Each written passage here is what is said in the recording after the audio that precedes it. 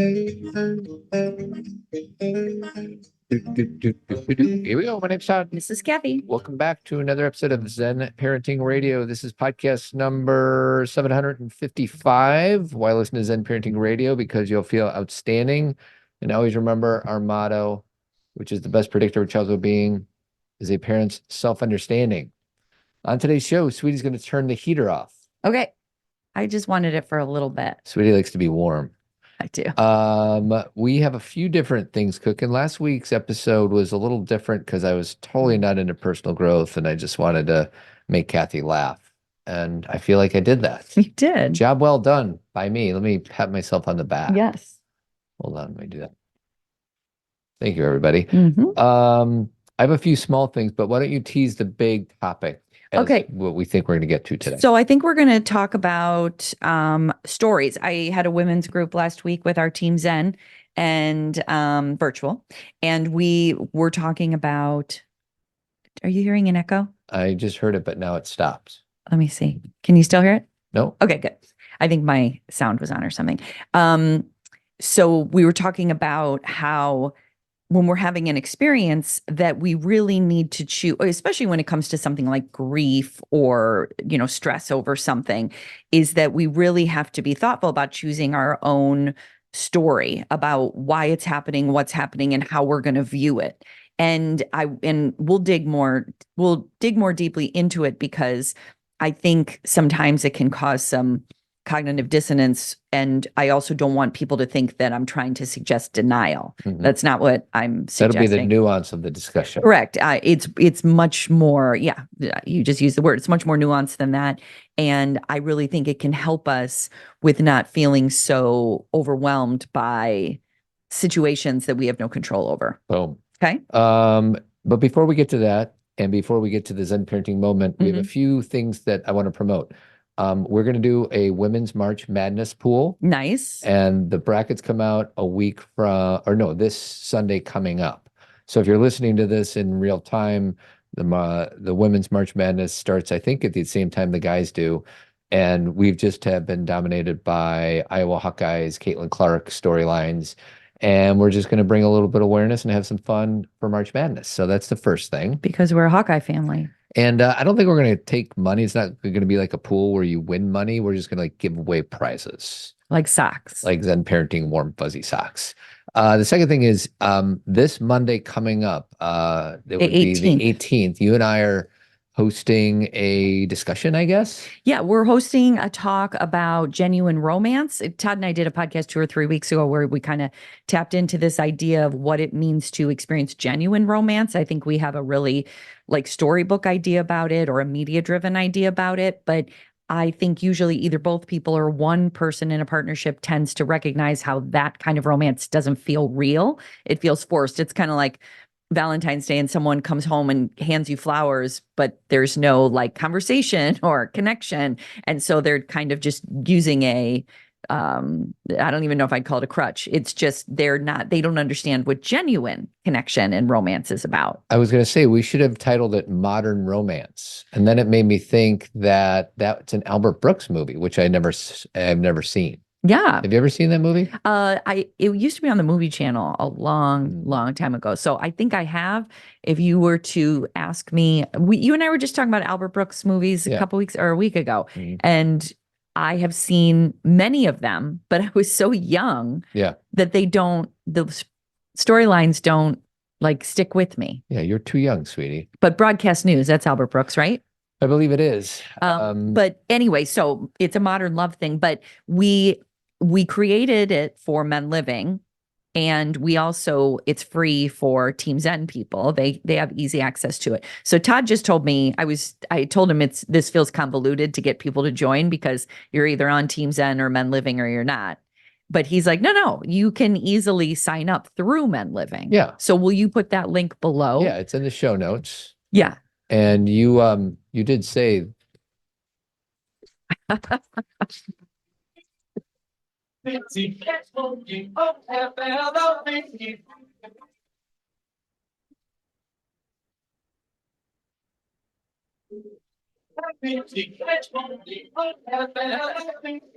At some point, they're writing the song, right? Good old Daryl Hall and John Oates. It's like, let's just spell it. Yeah, like instead of saying the words, I got it. I got it. I'm going to spell I'm it. going to spell it out. I have two things I need to say about this. Okay. Number one, I read an article a while ago, may have even mentioned on Zen Parenting, that Daryl Hall and John Oates are not talking and that one of them is suing the other.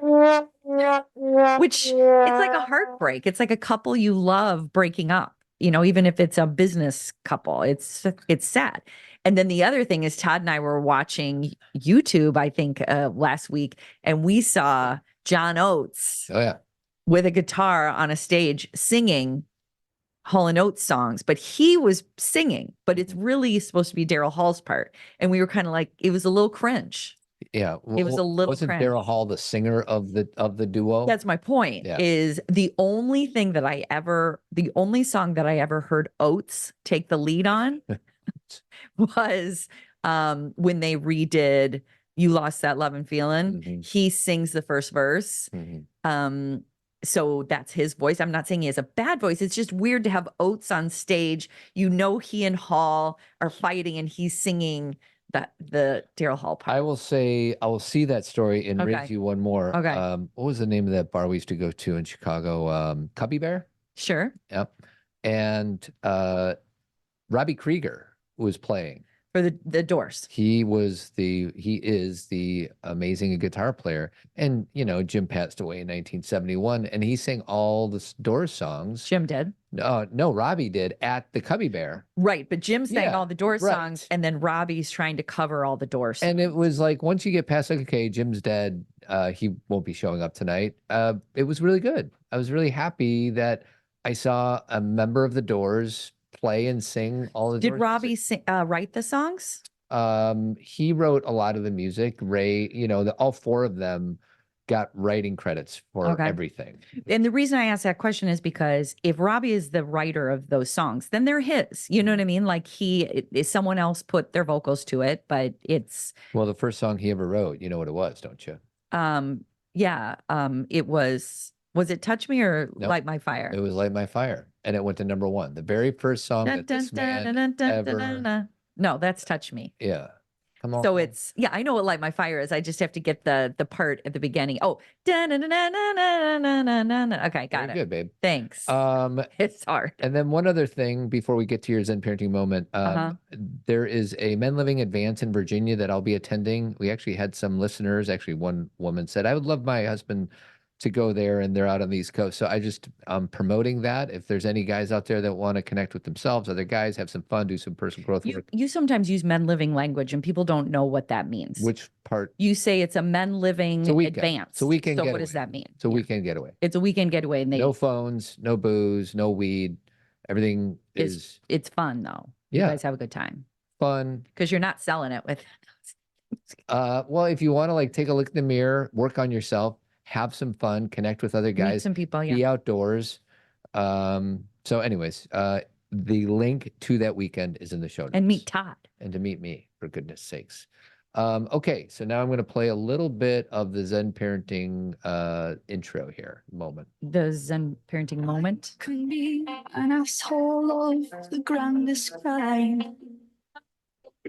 I can be thought like it's going out of style.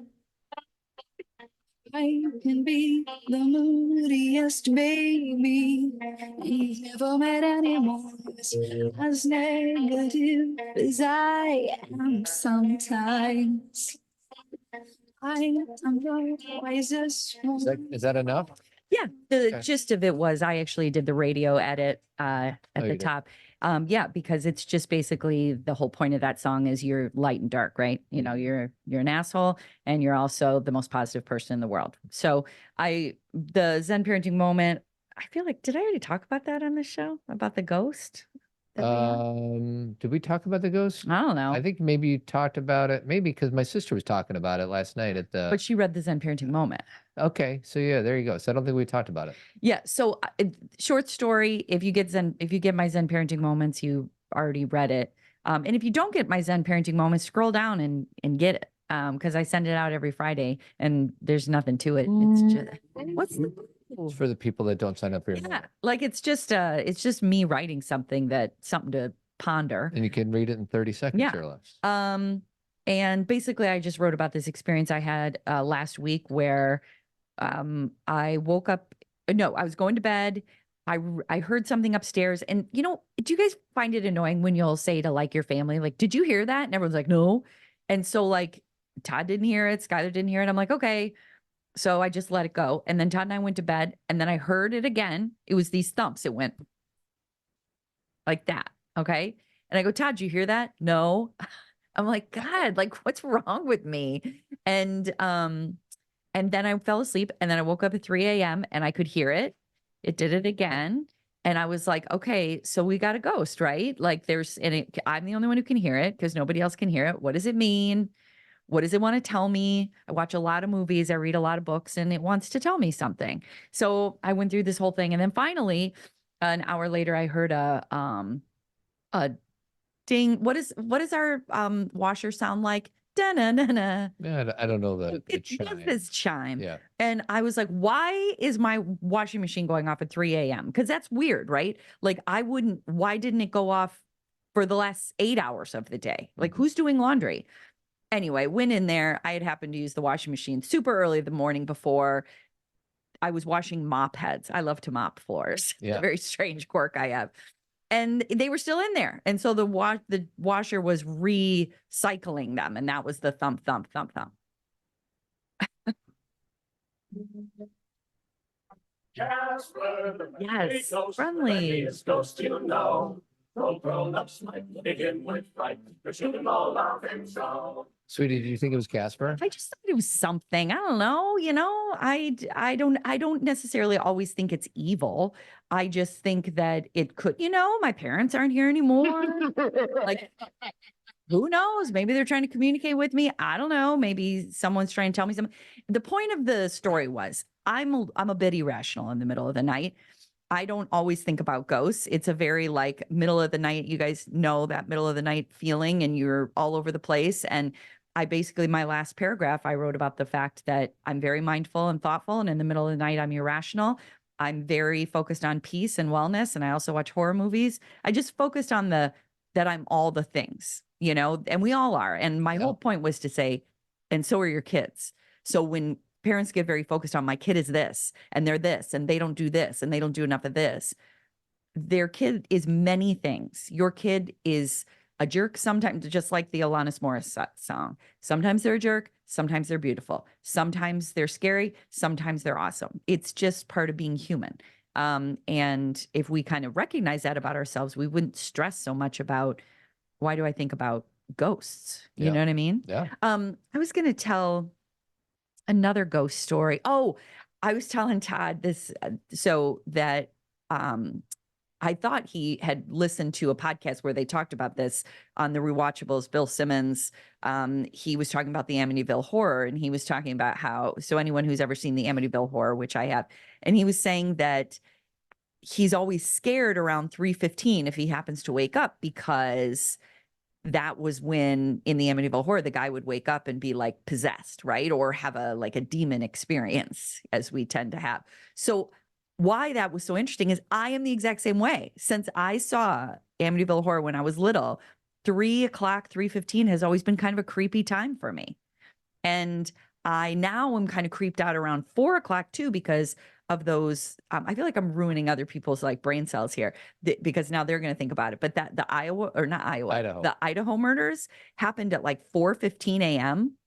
And that doesn't fit right to me. Like things should happen in the middle of the night, right? Not before the morning. I'm not an idiot. I know that things can happen all during the day, but there's something so creepy about that. Yeah. Because you think by 4 a.m., like we're cool, right? No one's breaking in. Everything is Yeah. fine. If the bad thing were going to happen, it would happen before 4 a.m. Right. Happen at 2 or 1:30. Right. And these are thoughts that the reason I'm sharing them with people is right now, I know none of this is real. Yeah, it's irrational It's thoughts. irrational. Yeah. But that's why we're so interesting in the middle of the night, because it's like all of our defenses are down. And so everything feels scary or possible, or dreams can feel really awesome. And it's not always negative, but I just tend to have, I started watching movies at an early age. I got a lot of things in my head. You know what I do in the middle of the night? What? Yeah, I know you do. I know you do. And part of what I wrote about is the fact that Todd is so that way. He's such a snory, like, sleepy guy that when I hear sounds, I go look. I don't wake up Todd and like, oh, I'm scared. I go look, and I don't take a bat with me or anything. Yeah. I'm super brave. Yeah, you are. I agree. So sweetie. I'm scared, but I'm brave. I agree. Do you see what I mean, Todd? There's no way to be brave without fear. True. That's the way it works. I have a quick share. Okay. Every now and again, I do these videos for people who give money to men living, mostly guys, but some women give us money, like $10 a month or whatever, just to kind of raise funds.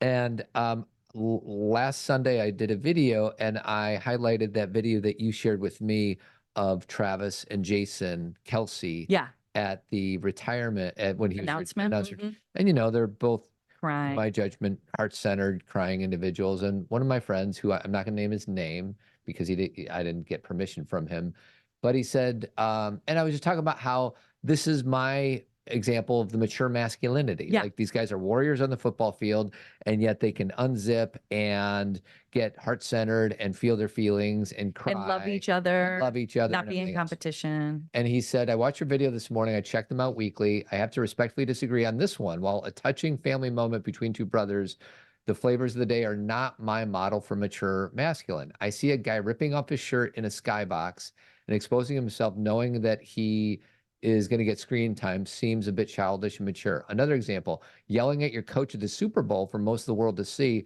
If one does that in that kind of setting, not sure I want him around a guy like that in a private setting. I know it's not cool to say anything bad about the current dudes of the day. I'm still pondering who I might see as a good example of mature masculinity, and I'm coming up short.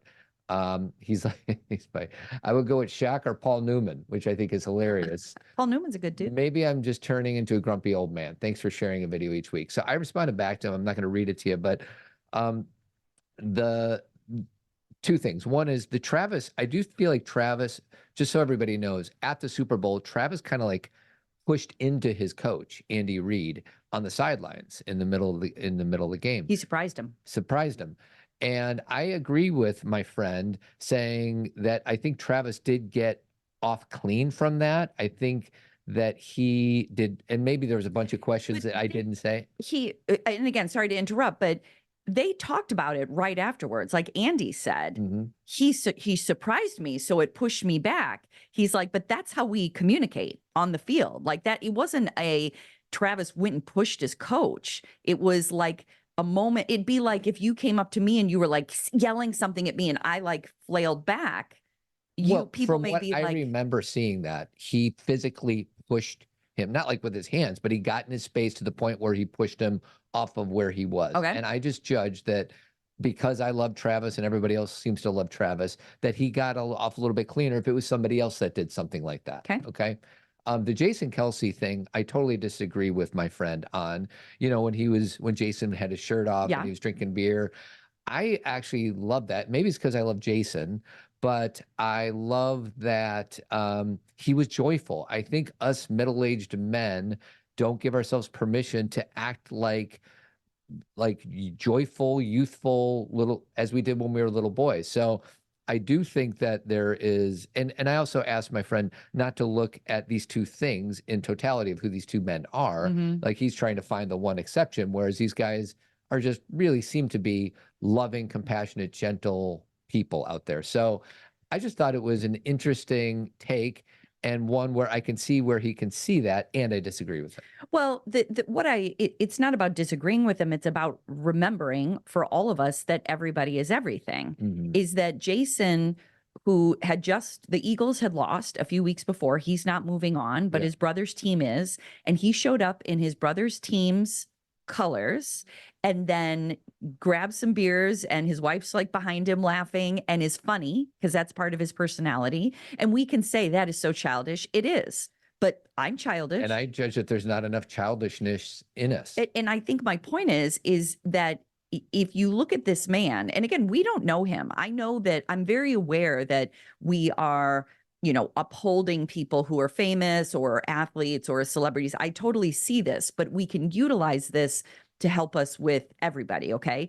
So if we look at Jason and the way that he has shown up as a football player, the way his teammates talk about him, I don't know if you guys have seen the way that his, I was telling you about his injury, the guy who always wrapped up his knee. Yeah, and the trainer. The trainer, he told this great story about how he did this, and then the trainer had cancer. He got cancer, and that Jason would show up for his family and pay for food. And he's like, and then he's close to his parents. He's great to his wife. He has all these positive attributes. And then sometimes he's really childish. I have a lot of guy friends like this. Todd can be like this, Yeah. like where they like really, they make a mockery of themselves. They're funny, whatever. And then he can go back to being a dad and a family man. He has every aspect of himself. And why this is important is I remember a long time ago, and I'm talking like 15 years ago, you guys, like Todd and I were having conversations about famous people like Martin Luther King, John F. Kennedy, all these people. And Todd was even saying things like, well, they weren't good to their wives, and so they're not a good person, or they cheated, or, all sorts of famous people. And we have this conversation about humanity in that sometimes we have to look at someone not of who's the perfect person we're going to find to uphold. There's no such thing. And let's decide that with Travis. I know that these guys have a lot of fame right now.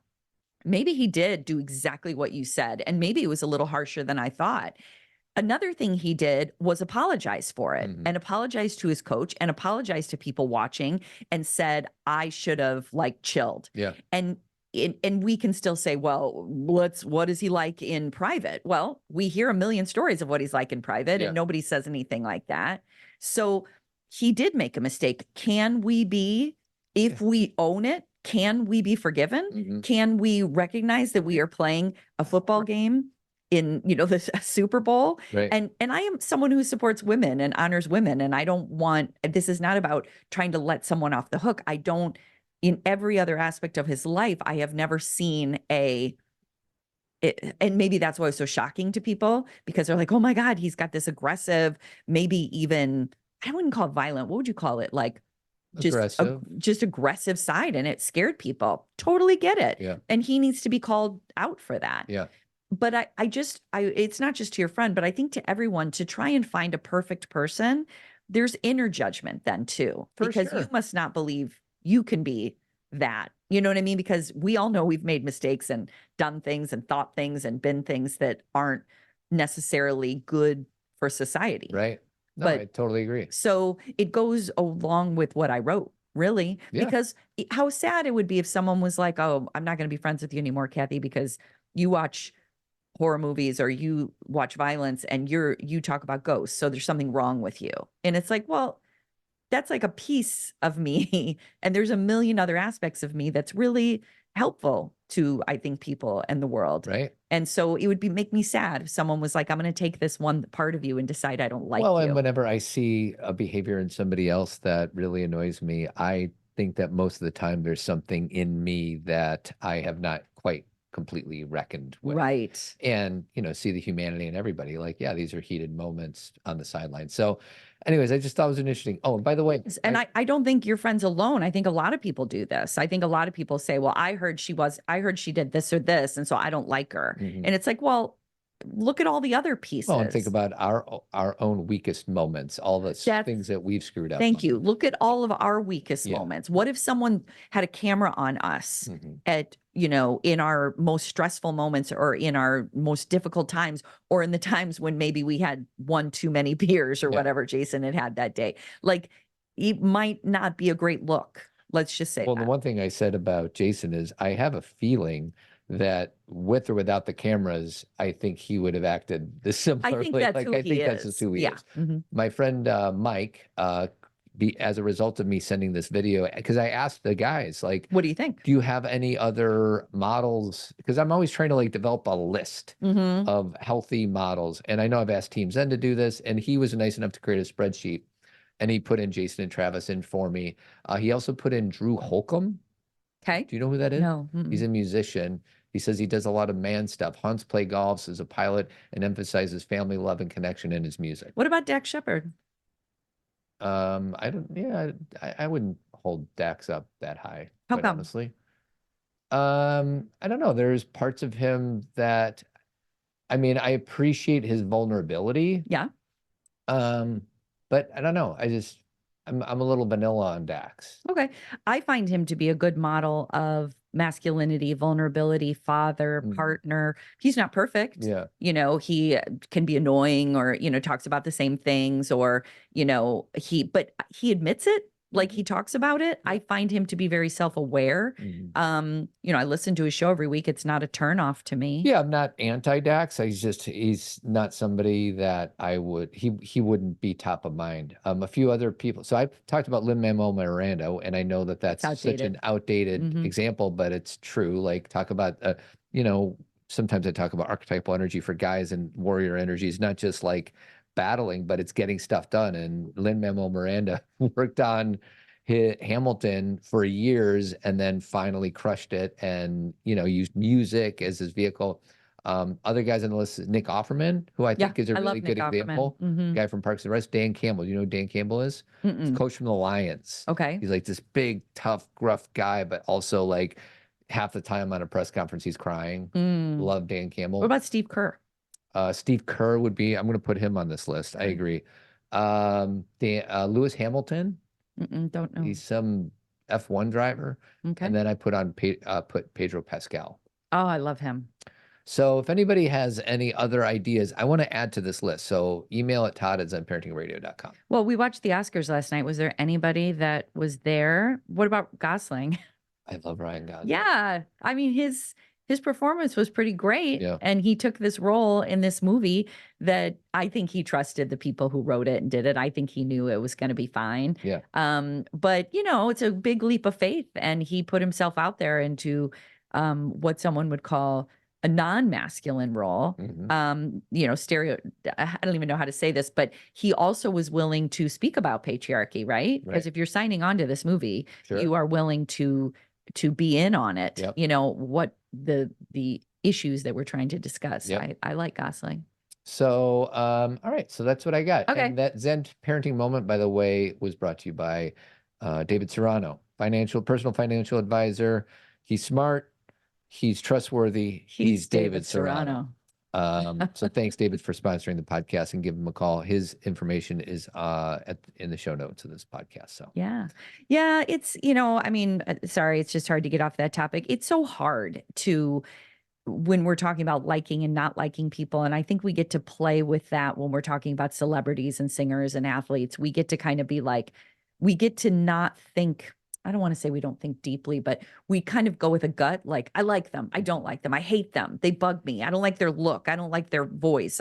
We're like very off the cuff about the judgmental part in each of us is on high alert. And I think if we were to actually be somewhere and meet that person at a restaurant and got the chance to sit down for 15 minutes, we'd be like, oh, that person is great. Like, they're really interesting. Does it get rid of all the other things that maybe they have a sordid past or, you know, I mean, Robert Downey Jr. is a great example, you guys. Like Todd and I, you know, being Gen X people, the Robert Downey Jr. we grew up with, and we always loved him. You know, we got Weird Science and we have, you know, Less Than Zero, and we had that early Robert Downey Jr. And then he was constantly being arrested and constantly in front of a judge and went to prison, and he was a mess. And then now he has come through all of this, basically created Marvel with starting Iron Man and setting the tone for that franchise, and then won an Academy Award last night. It's a wonderful story, a cycle of him. You know, he gives a lot of the credit to his wife, like the connecting and the love, and then his children. And do we dislike Robert Downey Jr. because of his past? You know what I mean? Yeah. And same with Dax. You know, we were just talking about, he has a whole past of addiction, and I don't know. My hope for all of us is take this off celebrities, is that we have compassion for the process of learning how to be a human being. True. At the same time, I listened to a podcast this morning about narcissists. It was cultish, narcissists, everything.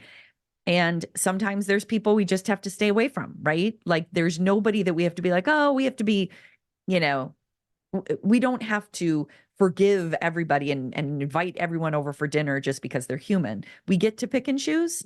But I guess the question is, can we be self-aware about why? Yeah. Well, you could set healthy boundaries around people that are not good for you. Yeah. And at the same time, like I said, when I'm having a good day, a good personal growth day, and I notice that the critic in me is showing up, it's usually something that I'm unwilling to look at myself. Yeah, explain that. Say that to me again. I don't understand that sentence. When you are having a good personal growth day. good personal growth. When I'm in a place of learning, Okay. as opposed to the place of everything's happening to me or at me. Got it. And then the critic shows up, you can see it more clearly. Right, I could see it. And one example is like my friend who's judging Jason Kelsey for acting like an idiot. Yeah. I am going to make up a story that my friend doesn't allow himself to really be jovial and act childlike and everything else. So, or he had a family member who did that all the time, who disrupted everything, could be or that he too. had a friend who embarrassed him. Right. Like, we all have some that. learning. Yeah. We can take almost anything and learn from it, no matter how uncomfortable or how much pain happened as a result of something. So that is a great segue to what we're talking about here as far as stories, because the thing that, again, I'll just repeat, I was listening to a Chelsea Handler podcast last week, and Monica Lewinsky was on, International Women's Day she was on for, and they had a conversation. They had a wonderful conversation. I recommend, just listening to the podcast. But then somebody called in, because Chelsea has people call in, and they were saying how they really struggle with a certain month. I think they said it was March because they had someone pass away in that month, and that person had like struggled and suffered for a long time. I think it was her father.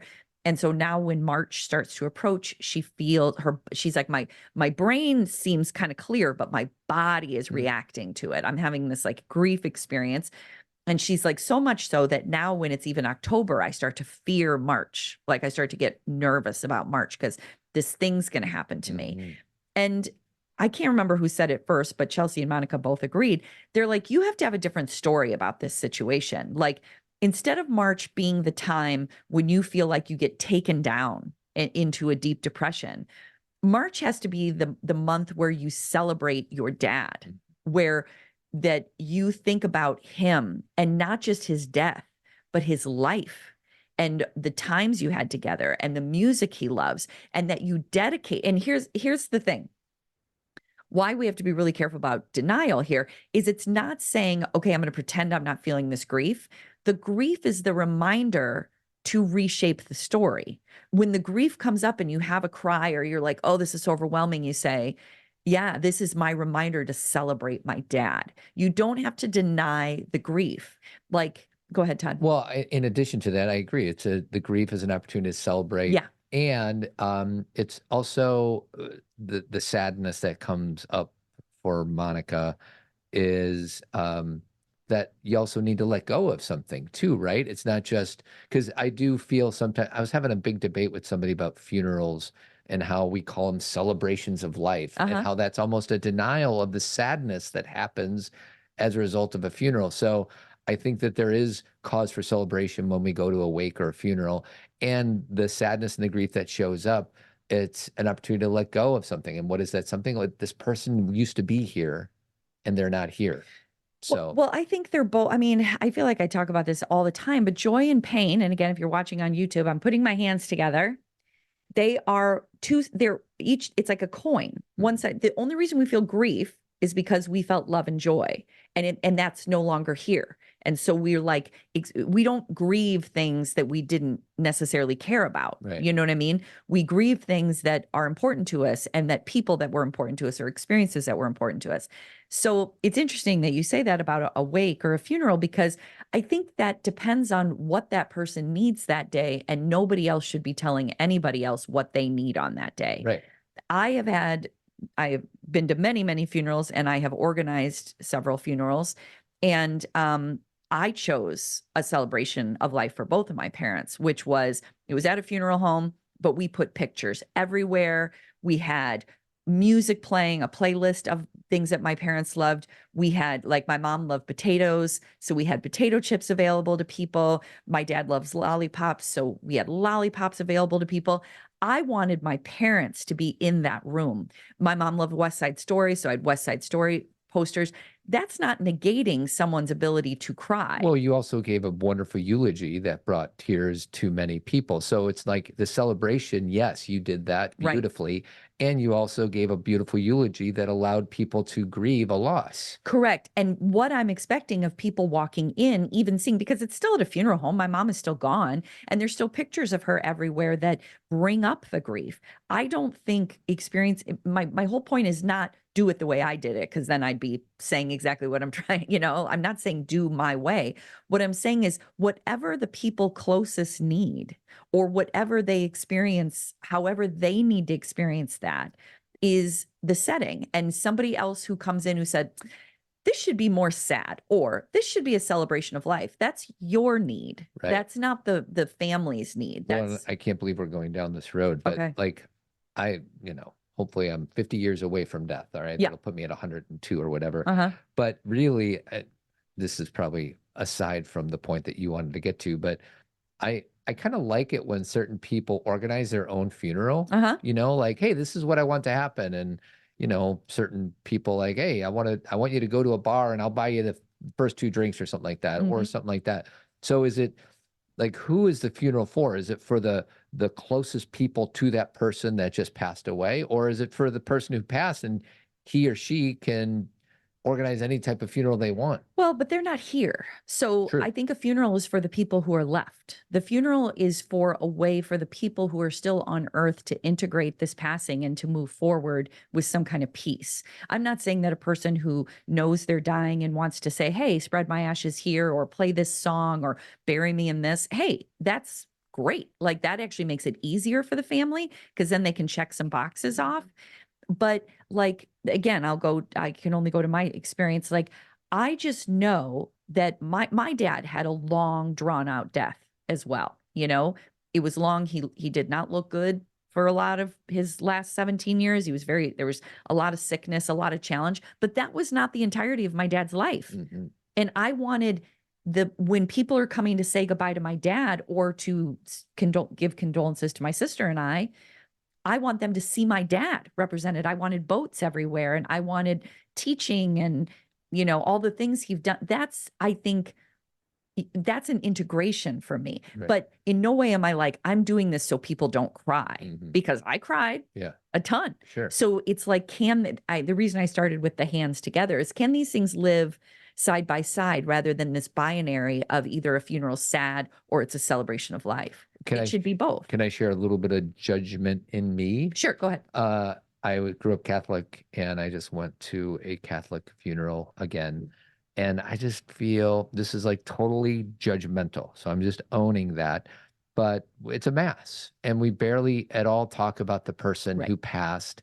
And for me, I'm like, let's talk about this person instead of read yet another Bible passage or do the liturgy of the Eucharist or liturgy of the Word. And I'm just like, for me, what a colossal waste of energy. Instead, let's hear from people who love this person and think fondly of the. Instead, I'm at yet another mass for the 250,000th time in my life. So, anyways, that's my. Yeah. And some people, religion is paramount for them. That's so their that's thing. going to be what they're going to lead with, and then if people give a eulogy, or if there's some kind of family get together, then that'll come later. And so that's the thing, is there is no wrong way to do this, but sometimes we go to things like, sometimes there's been people who have passed in my life, beyond my parents, where I have had to do my own work beyond the service, where I've had to do some writing, or I've had to do some talking with other people, or I had to do some kind of artwork or something, because the service is real. I mean, it's for a lot of reasons. It's for us to integrate, but also to pay respect to the family. And then we're going to have to do some work after that. And so, like, sometimes if we go to a service that's not meeting our personal needs, You got to go do it. you got to go do it somewhere else. And I also, the last thing I'll say is, and people who have had people die in their family know this, but it's such a weird time right after someone dies, and then you have to like plan a service.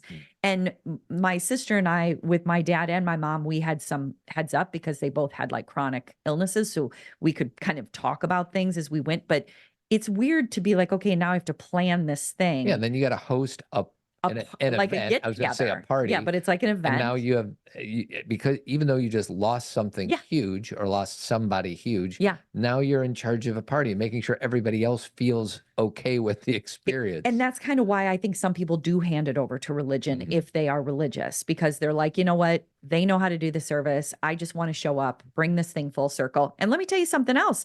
I have family members who don't do funerals at all. Like my brother-in-law, like his parents passed and it was during COVID. And so that didn't happen. And same with one of my girlfriends, her mother passed and their family decided not to do one of those services. And that's fine too. Sure. Again, there is no one right way. I mean, I feel like that's kind of the conversation we're having today is there's many ways and we can have Our an preferred opinion. way, Yeah.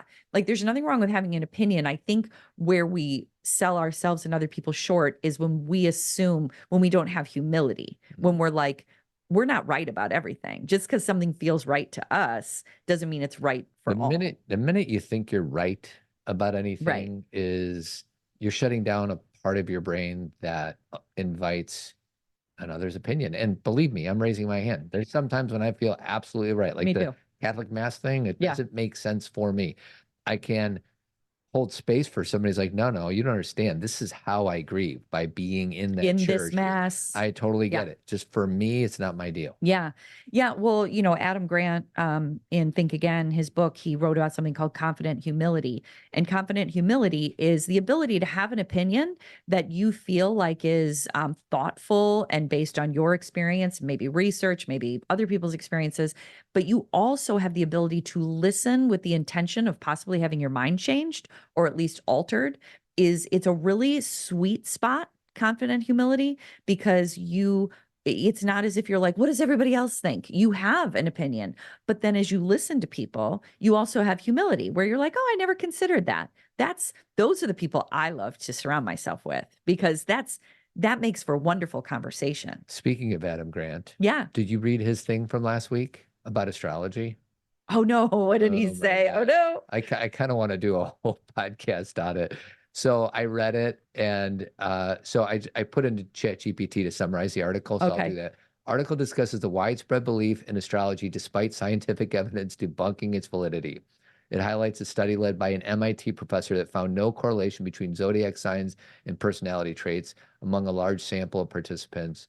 The author addresses common justifications for belief in astrology, such as perceived accuracy of horoscopes and the potential influence of birthdays, but refutes them with evidence. Furthermore, the article warns against the harm caused by astrology, including discrimination based on zodiac signs. I don't know what that means. It means, like, for example, you're a Taurus. Yeah. If we decided you're stubborn because you're a Taurus, when really you don't demonstrate stubbornness. And association with a lack of critical thinking skills. Author urges readers to abandon astrology and embrace more evidence-based ways of understanding personality.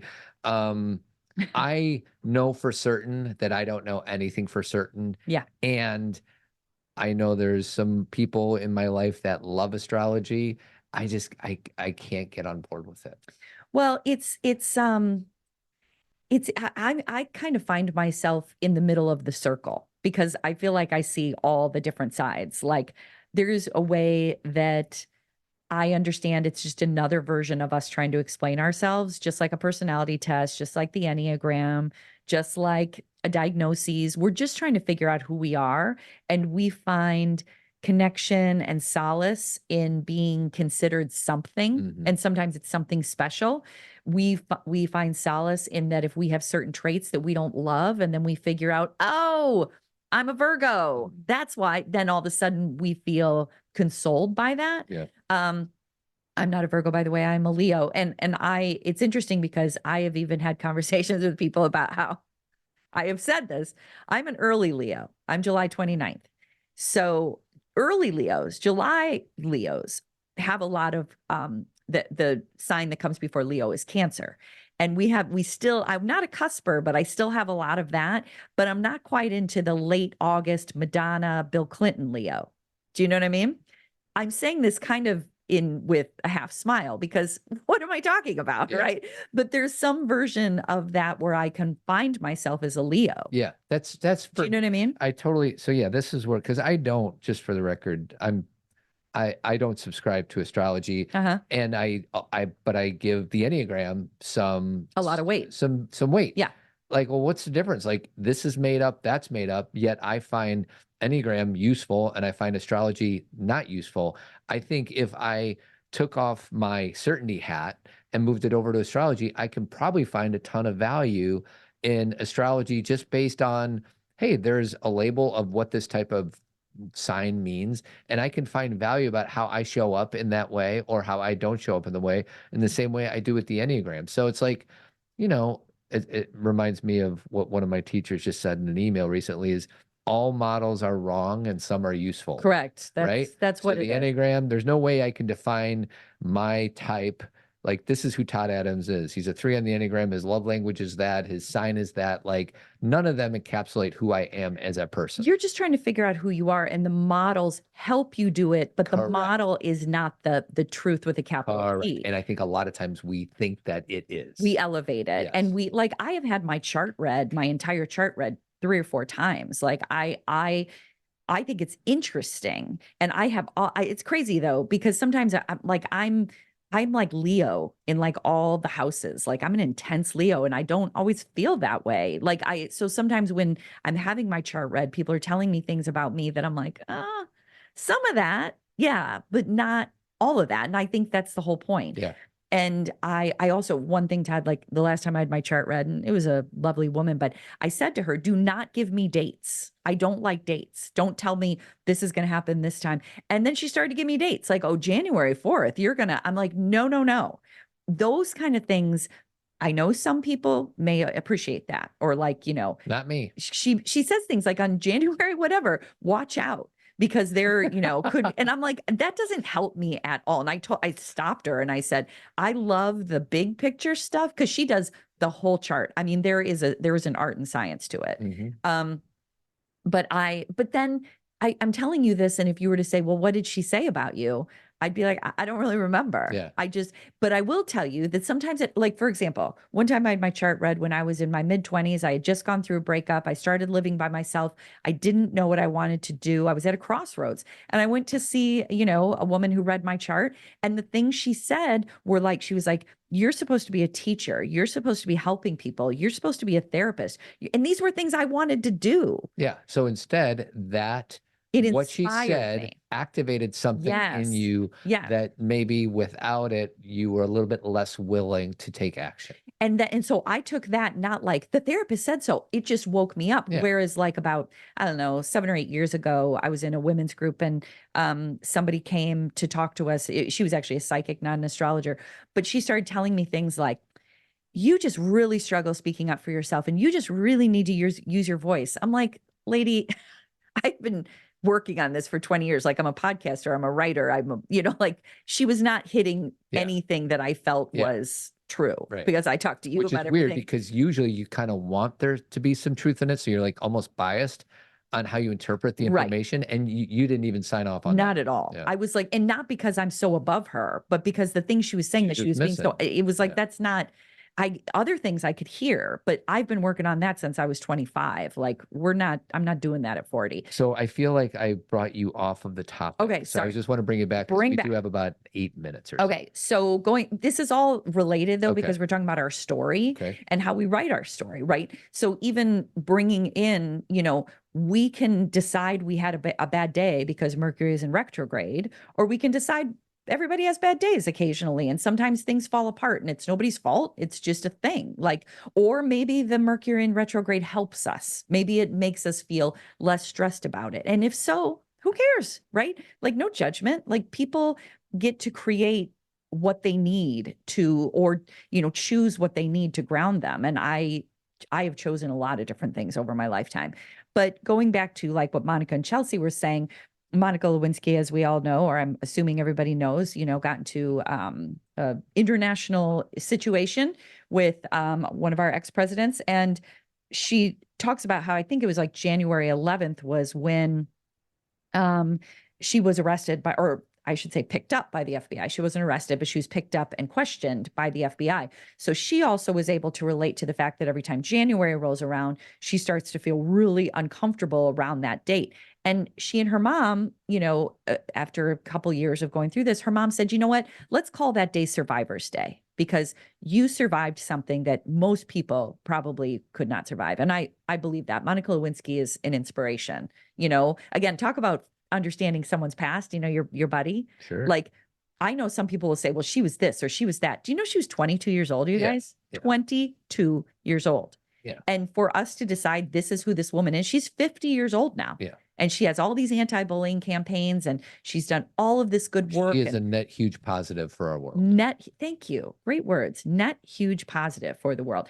And she's still she has so much humility. I shared it with brave. Think how courageous she is to come out and talk about this stuff. And she still talks about, like, Chelsea at one point said, yeah, you and me, we have, we decided to not procreate and we're not going to have kids, like trying to bond with her on that. And Monica was like, she's like, I've frozen my eggs and I'm actually kind of sad that I haven't been able to do that yet. She's not like going around saying like, I've figured everything out and every aspect of my life is perfect. She's still a very humble woman. Sure. And she's so smart. Like, her words are so cool. She has such a great vocabulary. So anyway, but the fact that she turned that day that was miserable into Survivor's Day. And I, like, I don't really know dates super well. Like, I honestly don't remember. I could go look at my calendar, like the day my dad died. I don't remember. I know it was before his birthday. Like, I remember it was May, but May is a time, like, my parents' anniversary is May 2nd.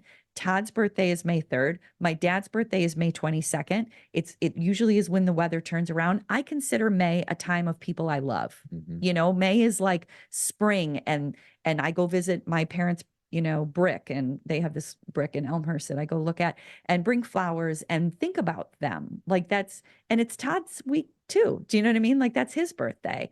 And it's Wyatt's birthday now too. Right.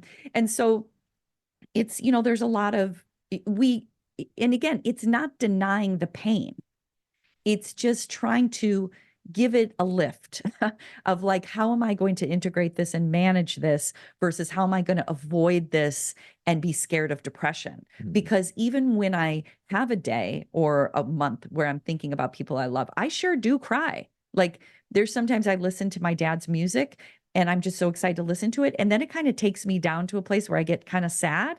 And I'm like, okay, that's good. Like, I feel like I went through all the cycles of feelings and now I'm going to, stop that. Sure. But I don't avoid it. I don't know. Do you have any examples of a story that you have been able to create? I do it to you all the time. I did it to you in the car the other day where you were talking about something and you said, I'm testing myself. And I said, do you remember this? You were talking about Men Living and about how you work on the challenge. Leadership. And he kept saying, and I'm testing myself. I'm testing myself. And I said, why are you telling a story about testing yourself? Why don't you say, and again, I'm a word person. I know Todd's not, but why don't you say, I wanted to invest in this. I wanted this to be an important part of my life. I wanted to demonstrate my managerial and my leadership skills. But that test feels like you feel like someone's judging you from the outside. Yeah. Guess who's judging him? You. Yeah, I am. Yeah. Of course. Yeah. Like, how do you win that test, Todd? By crushing it. by creating an impact on the world through this men's organization that I co-founded.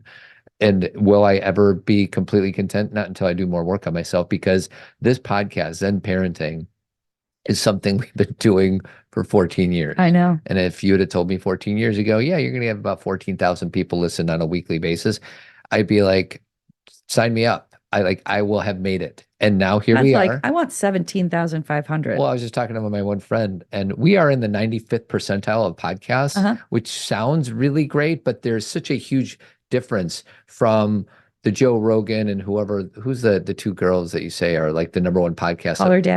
Call Her Daddy, whatever it's just one woman. Yeah. One woman. There's such a huge difference between being 95th and being 99. Right. True. Because they have the millions and we have the thousands, 14,000. Yeah. And if we can get up to 100, and apparently that's the magic number, then we can truly start, giving some of this money away and going on vacations to Hawaii. I was going to and- say, tell the truth about it though, because Both. you're not like, I want to make money so I can give it all away. Like you still see success in terms of finances. I get it. I do too. It's not that you're bad for course, that, of course. but your model of success is very focused on how much money are you making that Yes. demonstrates success. That is not my model. I know. So that doesn't, even though if you're like, hey, we got another great advertiser, bring it. Yeah. Like it's not that I'm against it. It's just not, Todd and I were talking about like, it's like scaling. It's like for him, it's more like number 1 or number 2. And for me, it's more like 4 and 5. Sure. So it's just, there's a difference. But let's talk about real quick, because I know we're closing off, that Todd and I this weekend, we went to, a quick story is that in college, my favorite band was Toad the Wet Sprocket. And post-college, even into my 20s, I was still buying their albums. And so I've always wanted to see them in concert. And so I got myself on this list where I was like, and I'm talking like for a long time, I've been looking to see where that they've been touring. And I have never been able to see them. And then randomly, this felt like, talk about believing in something, this felt like manifesting in a weird way, is that Cameron says she's running late, so we're okay. Good. So I was in Michigan like 2 or 3 weeks ago, and I went to this random little cute coffee shop. And on the wall, there was something like pinned to the wall that said the lead singer, Glenn Phillips of Toad the Wet Sprocket, was coming to this community to sing, like just acoustic. And I was like, Todd, this is crazy. Like this guy is coming here. It's like an hour and a half from our house. So Todd and I went back this weekend to see him sing at this little cute theater called the Acorn in Three Oaks, Michigan. And I had such a good time. It was so fun. And he's the lead singer, so it's his voice, unlike Oates. It's got like a mullet on right now. I'm looking at the video. Oh, really? Yeah. But it was so fun. It was so, and he didn't, and I'll be honest with you, like he sang some Toad songs, obviously, but many of them were his own because he has his own albums, and they were still really good. Oh, just to see somebody. Well, and that's what I need. I just need a talented musician with either piano or a guitar or just their voice and sing. So, and it was cool because we were watching something. Yeah. And our job was to sit still and listen. So like, Ooh. I didn't have to talk to you. You No. didn't have to talk to me. No. We could just like allow ourselves to be like, whereas like in a rock concert, like you're kind of going crazy. Do you dance? Do you not dance? Am I dancing too much? Should I be dancing more? And this is just like, hey, everybody do me a favor, sit down, shut up for an hour and a half. And chill. I'm going to sing some songs. Yeah. And it was wonderful. And he talked with the audience. It wasn't like he had to be super quiet. Well, that's what's funny is I actually love his stories in between Mhm. songs as much as I did the music itself. Yeah, like, and it was just, I kind of feel like there was many different levels. Just Todd and I being able to get away for the night our daughter came home from college. So she was home with our other daughter, and she had spring break. That's why she came home. And so we were able to like go away for a night. And so it kind of shows And our we age played right Pack there. of Crap. We stayed got at this home. Airbnb. We got home That and was they had walking this distance. board game called Factor Crap. And it's just a bunch of like Trivial Pursuit cards. And it said like 5 things on them. And then just across, it would say if it was fact or crap. And It's literally called Factor Crap. and it was just really a dumb game. And we played it for way too long. Well, and it would just crack me up because first of all, we were talking about last week that I'm really good at trivia. I was not good at Factor Crap. Yeah. I had no idea. I wish I had some right now so I could like read some off. Yeah. Did you notice I started only reading the fact ones? No, I didn't notice because Yeah. I was still so Well, the reason I did that is because if they say something that's crap, they don't you want the truth. right. And they don't provide you any context. They just say, no, this is crap. So I would like answer a question like Dad would be like, they have 1 million tons of garbage every day or whatever. And I'd be like, fact. And he'd be like, nope, that one's crap. That's crap. Here's the next one. We just So played it. really We bad. should have stopped playing it about 2 minutes in, and we played for about 22 minutes. And then Todd's like, wait, what time is it? Oh, we Yeah. get to go to bed now. Yeah. So, but anyway, so the story I'm telling is that sometimes as far as a story goes, I miss, going to see live music, and I miss I know the music better from the 80s, 90s, and 2000s. Obviously, I know some current music now. I stay pretty connected, but not the way I used to. And so I really enjoy, I always kind of think to myself, you get to go see whatever music you want. Like you get to go enjoy these experiences rather than be sad or like frustrated that, it's not the same as it used to be. And I'm going to see Def Leppard this summer. Not just Def Leppard. No, not Def Leppard, Journey, and Steve Miller Band. Stop it. Come on. I used to see Steve Miller Band every summer in high school and college. Like it was just a staple. And now, they're going to be older. Everyone's going to be a little older. Cause I'm right here, right here, right here, right here. I'm still doing it. Cause I'm a picker, I'm a grinner, I'm a lover, and I'm a sinner. I'm playing my music in the sun. So we're closing the show, and I'll just add this. I have heard, with all my Steve Miller love, I've heard he's kind of a jerk. Well, I heard that he actually pushed back against the Rock and Roll Hall of Fame. Oh, he did. And a lot of people push back against the Rock and Roll Hall of Fame. So he's not a jerk. So I'm not ready to say that he's a jerk. I think that he stood up. He might be a jerk in addition to it, but I think he stood up to the Rock and Roll Hall of Fame in a way that People most people don't. are too scared Like to. Pearl Jam standing up against Ticketmaster. Yes. So long ago. One final thank you to Jeremy Kraft. He's a bald-headed beauty. I'm just thinking Why are about you a laughing? conversation we had with him last To week. tell that We story. had him over last week because I want him to look at whatever, the deck Yeah, or something deck, like yeah. that. And then he's like on his way out and No, we just started because we've known Jeremy forever. So we started having conversation about family, and we were asking about his boys, and everything. And he said, he's like, the boys are doing great. He's like, everything's great. Kate's great. Like, his wife's great. Everything's great. And then I was like, have you talked to your boys about porn? yeah. And then Todd and I just went in on him. Yeah, we did. We went all in on him making sure that he discusses porn with his two sons. And then we gave him one of Duffy's books. Like Todd's like, I got a book for you. Yeah. And when he was leaving, I'm like, Jeremy, I am so sorry. Like he was like a deer in headlights when he was leaving. I basically came over and then told you guys everything's great. And now you're like, Yeah. go do this. But be scared. Just be really scared. And we didn't say be scared. We were just kind of like, this is important because this is important for boys. But it was funny because I said, text him and not tell him we're sorry, but like I gave him make a voicemail. joke about the fact that we did that. He's going to think twice next time he comes over to quote a job.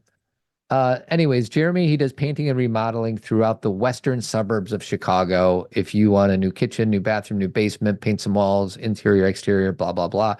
630-956-1800. Tell them Zen Parenting sent you. And I guess that's about it. That's it. And join Team Zen, $25 a month. It's so fun. And be on our romantic, our modern romance thing Monday. next Monday. So keep trucking, everybody.